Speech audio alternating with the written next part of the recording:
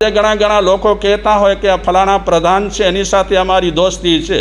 અરે દોસ્તીઓ તો જાઓ હમણાં એ પ્રધાન પાસે, કેટલું તમારું સ્વાગત કરે છે અને કેટલું તમારું સન્માન કરે છે ખબર પડી જશે.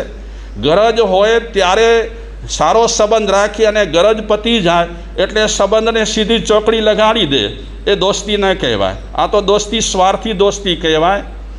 તો આવી દોસ્તી કૃષ્ણ અને સુદામાની દોસ્તી તો જગવિખ્યાત થઈ ગઈ છે. તો મહાપુરુષો કહે છે કે દોસ્ત બનાવતા પહેલાં તમે બે વાતની ચકાસણી જરૂર કરજો, એક ભાષા અને બીજા આચાર અને વિચાર. એક ગુજરાતી સુવિચારકાર કહે છે, જન્મ એ જીવનની શરૂઆત છે. આપણો જન્મ થયો ને એ જીવનની શરૂઆત થઈ આપણી. સુંદરતા એ જીવનની કળા છે. આપણામાં કાંઈ પણ સુંદરતા આવી, આ તો આચાર વિચારમાં સુંદરતા આવે યા તો આપણા ચહેરામાં સુંદરતા આવે, એ આપણા જીવનની કળા રહેલી છે. પ્રેમ એ જીવનનો બાગ છે. આપણા જીવનમાં પ્રેમ આવે તો આપણો એ જીવન માટે એ બાગ બની ગયો પ્રેમ. પણ સાચી અને સારી મિત્રતા જીવનનું હૃદય છે. પણ સાચી અને સારી મિત્રતા એ આપણા જીવનનું હૃદય છે. આપણું જીવન શેનાથી ચાલે છે? હા, હૃદય ન હોય તો આપણું જીવન ક્યાંથી ચાલે? હૃદય છે તો આપણું જીવન ચાલે છે, આપણે જીવી રહ્યા છીએ. તો સાચા અને સારા મિત્ર કેવા છે? હૃદયને ઠેકાણે રહેલા છે, આપણા સૌના જીવન માટે એ ઉપયોગી રહેલા છે.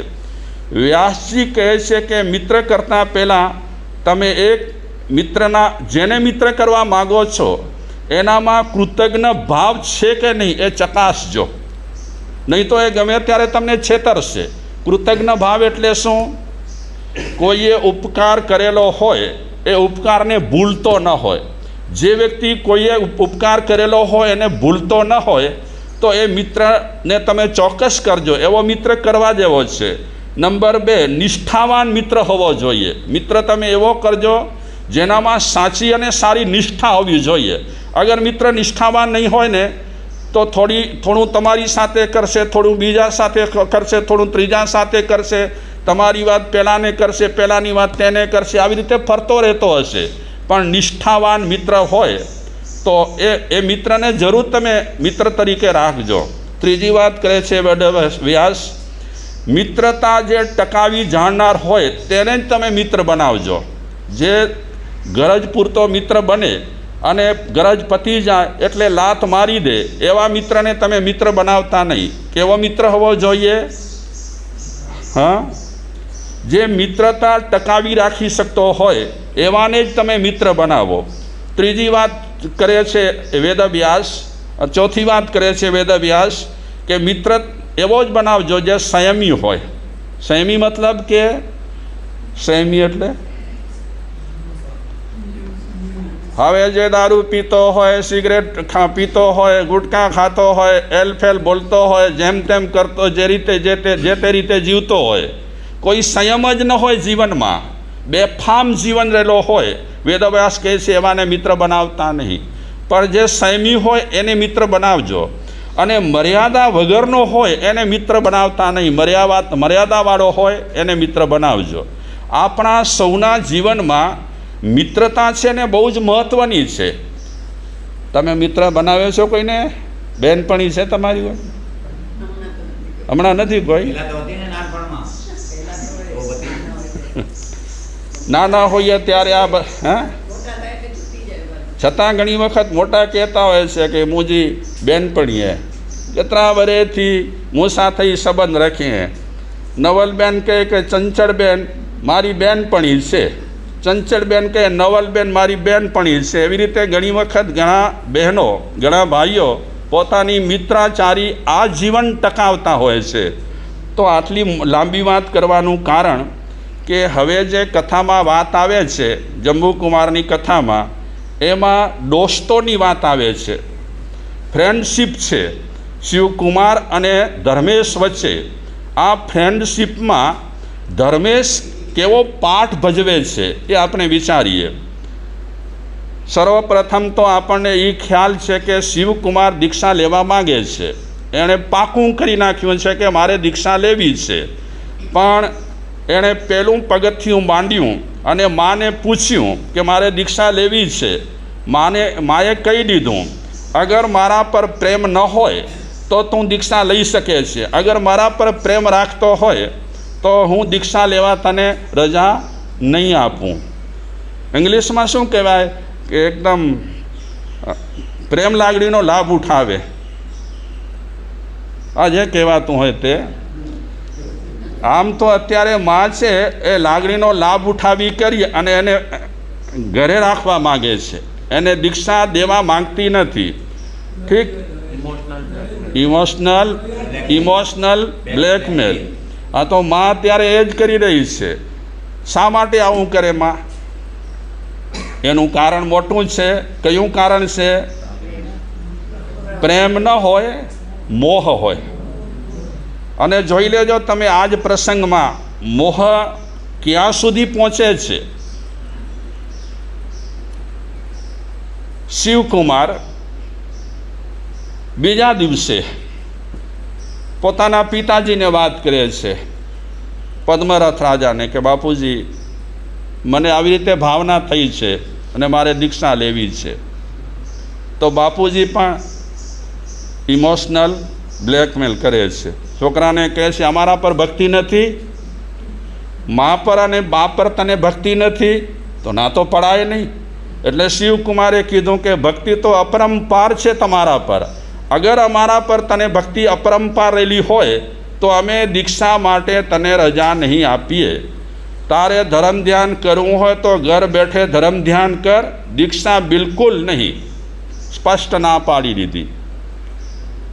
હતાશ થઈ ગયો શિવકુમાર. વિચારે છે મા અને બાપે ઘસીને ના પાડી દીધી દીક્ષા માટે, અને મને સાગરદત્ત મુનિએ તો કીધું છે કે માતા પિતાની રજા સિવાય અમે દીક્ષા તને આપી ના શકીએ. અમારો એક શિરસ્તો છે, તીર્થંકરોની આજ્ઞા છે, મા બાપની રજા હોય તો જ દીક્ષા અપાય. બીજા દિવસે કોસલાને મળવા ગયો. કોસલા ખબર છે ને કોણ છે? કોસલા એની પત્ની છે.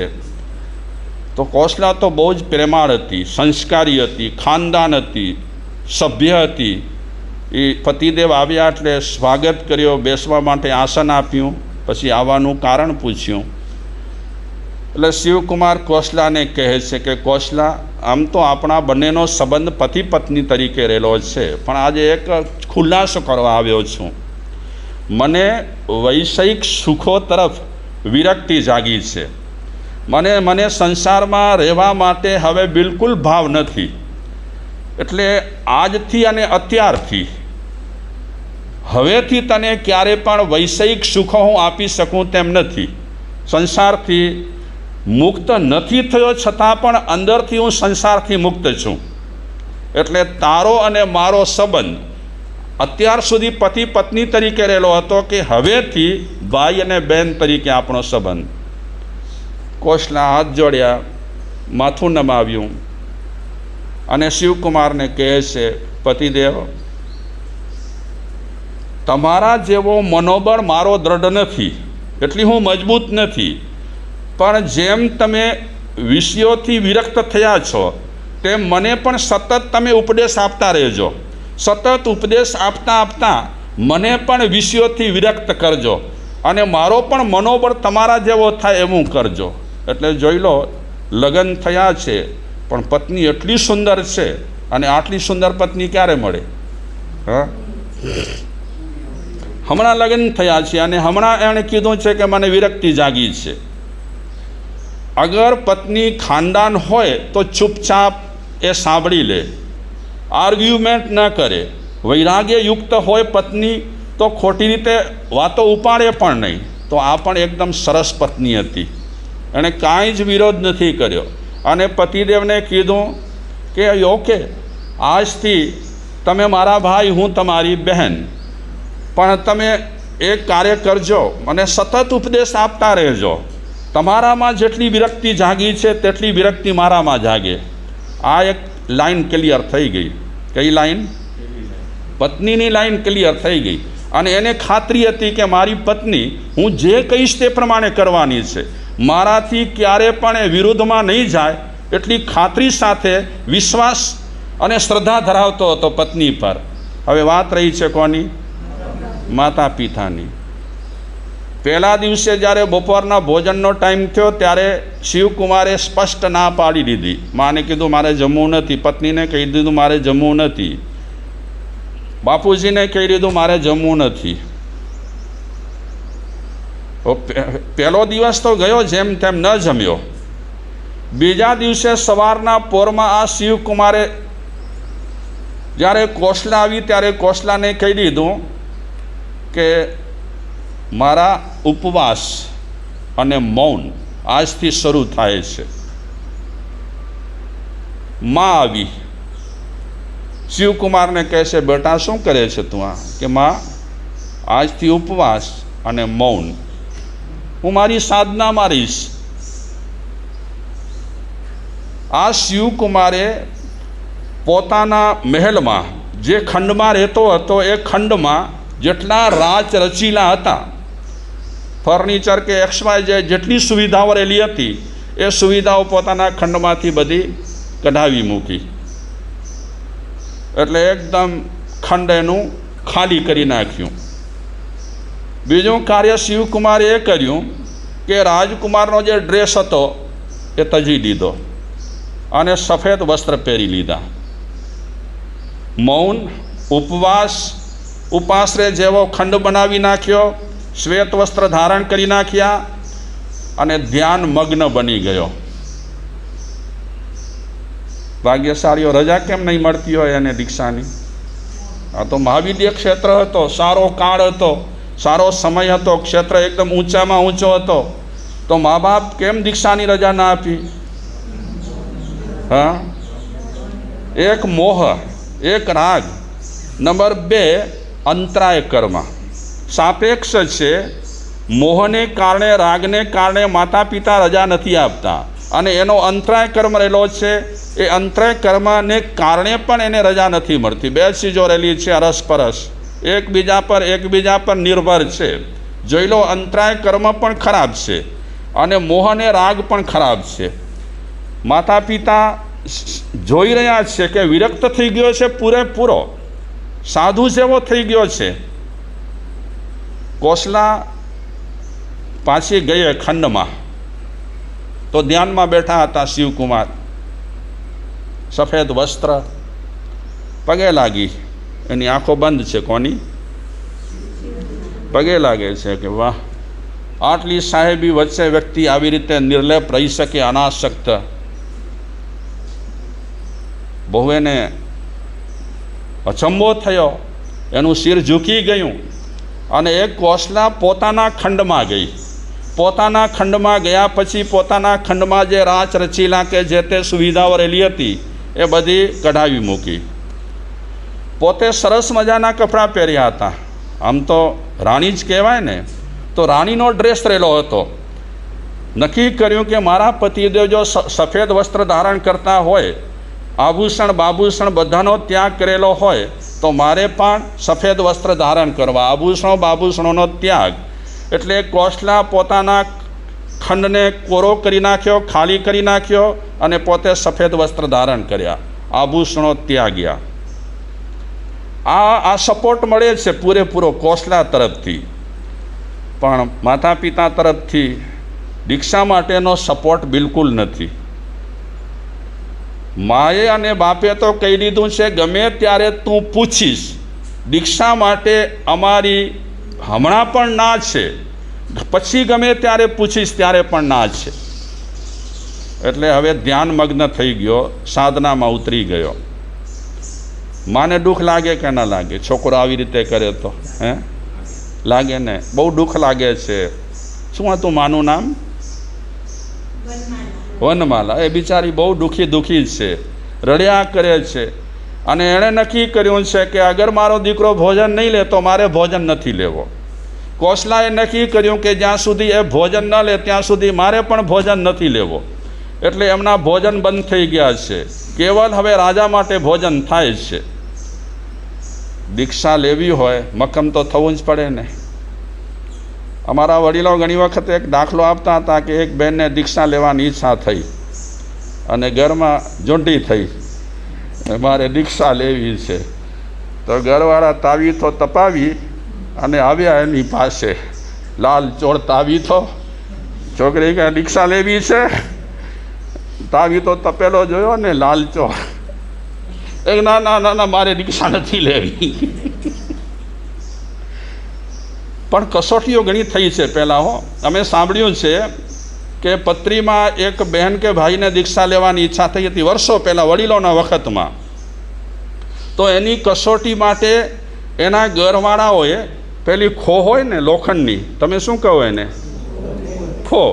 એને ગરમા ગરમ કરી તપાવી અને પછી એની પાસે આવી અને કીધું કે તને જો દીક્ષા લેવાની ઈચ્છા હોય ને તો પહેલાં ગરમા ગરમ ખોને પકડ. આવું કંઈક કર્યું હતું. પહેલાંના વખતમાં વડીલો છે આમ હોશિયાર પણ હતા અને આમ ક્યારેક ક્યારેક જિદ્દી પણ થઈ જતા હતા.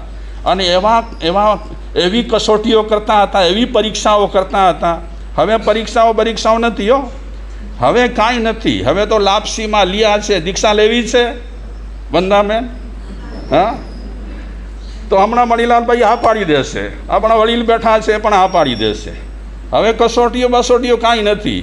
કારણ કે સમજતા હોય છે ઘરવાળા કે આ શું દીક્ષા લે છે, હા, બીજાને દીક્ષા આપે એમ. તમારું નથી કહેતો, આમ જનરલી વાત કરું છું.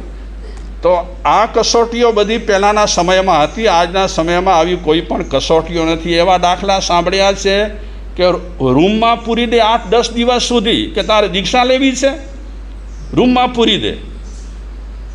અને એવા પ્રસંગો રહેલા છે કે રૂમમાં પૂર્યા પછી ખાધા પીવાનો ન આપ્યા છતાં પણ બહાર નીકળ્યા પછી એક જ વાત એણે કરી કે મારે દીક્ષા લેવી છે ને લેવી છે. વૈરાગ્યનો રંગ સાચો ચડ્યો હોય તો આવી કસોટીઓમાંથી એ સાંગોપાંગ બહાર નીકળી જાય. બાકી વૈરાગ્યનો કાચો રંગ રહેલો હોય એ વર્ષે દીક્ષા ગણીએ અને થોડી વાર પૂટ્યા ત્યાં લગ્ન કેણાય, હા, તો એ રંગ તો તરત જ ઉતરી જાય. શિવકુમાર ધ્યાનમાં છે. કોસલાએ ભોજનનો ત્યાગ કર્યો છે, માએ ભોજનનો ત્યાગ કર્યો છે. 8 દિવસ થઈ ગયા, કોઈએ ભોજન નથી લીધું.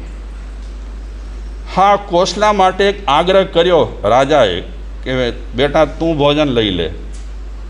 અને કોસલા સાસુનું પણ માનતી, સસરાજીનું પણ માનતી. બહુ જ શું કહેવાય એને, એકદમ એટલી ગુણિયલ અને કયાગરી હતી. કેવલ બાપુજીના આગ્રહથી એણે પારણું કરી નાખ્યું. બાકી માએ 8 ઉપવાસ કર્યા છે. શિવકુમારના 8 ઉપવાસ થઈ ગયા છે. રાજાને બહુ ફિકર થાય છે, રાણીને પણ બહુ ફિકર થાય છે. એટલે સમય પર રાણી રાજા પાસે આવી કરી અને રાજાને કહે છે કે મહારાજા તમે સાવ નિશ્ચિંત ન બેસો, ગંભીર વાત રહેલી છે.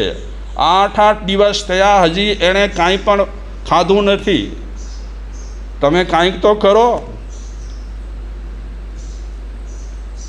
રાજા રાણીને કહે છે મહારાણીજી હવે એને ઉપવાસ કરવા છે તો કોણ અટકાવી શકવાનો? હું કઈ રીતે એને સમજાવું? શું તમને પુત્ર પર પ્રેમ નથી? તમે આમ કહો છો કે હું કઈ રીતે સમજાવું?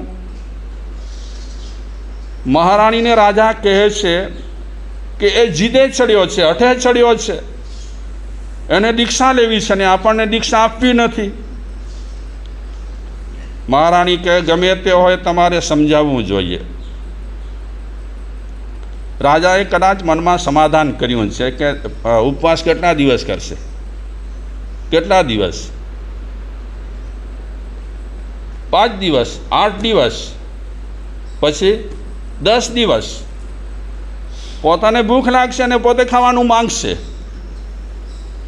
માણસ છે ને બહેનો કરતાં કઠોર બહુ હોય કે ન હોય?